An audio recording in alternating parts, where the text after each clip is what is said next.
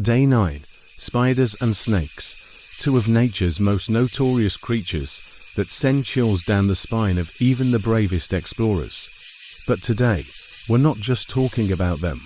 We're going to dive deep into how to survive an encounter with these creepy crawly predators. Whether you're trekking through a dense jungle or just happen to stumble upon one in your backyard, this is the ultimate guide to making it out safely. It's not uncommon to feel an instinctual fear when you see these creatures. Spiders maul but deadly, and snake are silent but swift. Their reputations have been cemented by millennia of myths, legends, and horror stories. But how much of that fear is grounded in truth? Let's find out by breaking down the reality of these encounters. First, it's important to understand that while these creatures can be dangerous, they are not out to get you. In fact, the vast majority of spider species and snakes are not life-threatening. Statistically, humans are far more dangerous to them than they are to us. Still, that doesn't mean you should get too comfortable. Let's talk spiders first. There are over 45,000 species of spiders worldwide, and only a fraction of them are venomous enough to harm humans. The big ones, like tarantulas, might look intimidating, but in reality, it's often the smaller ones, like the black widow or the brown recluse, that pack the real punch. These venomous spiders typically only bite in self-defense, and their venom is designed to immobilize small prey, not humans. The black widow, for example, delivers a neurotoxin that can cause muscle cramps and pain.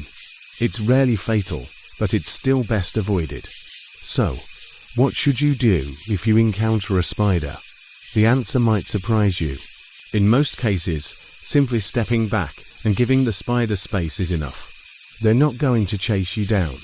If you're in a confined space, like a tent or cabin, use a stick or long object to gently move them outside. But sometimes, accidents happen. Let's say you get bitten. First, stay calm.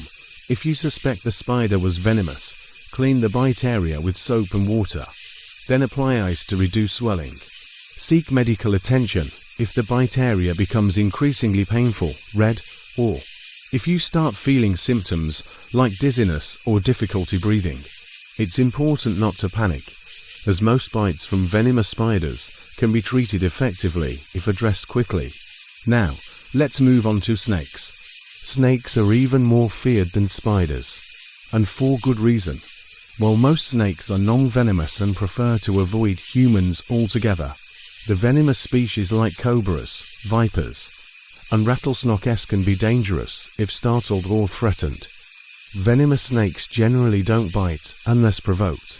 When they do, they inject venom through hollow fangs that are designed to subdue their prey. This venom can be neurotoxic, affecting the nervous system, or hemotoxic, breaking down blood cells. But here's the catch: most snake bites happen because people get too close or fail to notice the snake until it's too late. So, how do you survive an encounter? Rule number 1. Don't panic. Most snakes will slither away if given the chance. If you see a snake, stop immediately and back away slowly. Never try to pick it up or provoke it. And if you're walking through tall grass or underbrush, use a stick to probe ahead of you. Snakes tend to hide in cool, shady areas. But what if the worst happens and you do get bitten? The first thing to do is remain calm. Panicking increases your heart rate, which can spread the venom faster. Immobilize the limb that was bitten and keep it lower than your heart.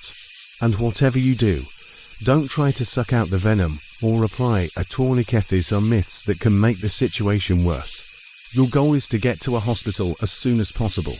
Antivenom is the most effective treatment. At the end of the day, surviving a creepy encounter with spiders or snakes comes down to knowledge and respect. These animals aren't out to get you. In fact, they play crucial roles in ecosystems around the world. Spiders help control insect populations, and snakes keep rodent numbers in check. Respect their space, stay calm, and know what to do in an emergency. And you'll likely walk away from your encounter with nothing more than a cool story to tell. That's it for day 9.